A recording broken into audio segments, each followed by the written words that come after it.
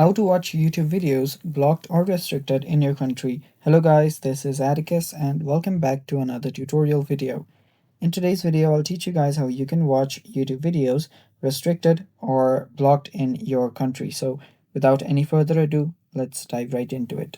The first step here is open up any YouTube that you want. So let's open up YouTube and any video that you want. So let's say if this video is blocked in your YouTube, or this video is blocked in your country, what you can do is you can actually simply use your VPN. To use your VPN, you will need to download a VPN. You can use whichever VPN suits you the best.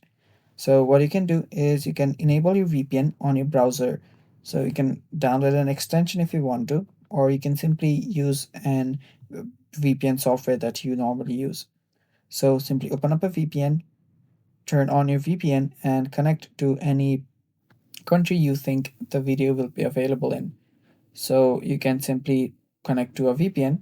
So let me just go here, tap on connect, and it should start connecting. And after I connect to a country, the video should load up. And it's basically that simple, guys. And that is all for today's video as well.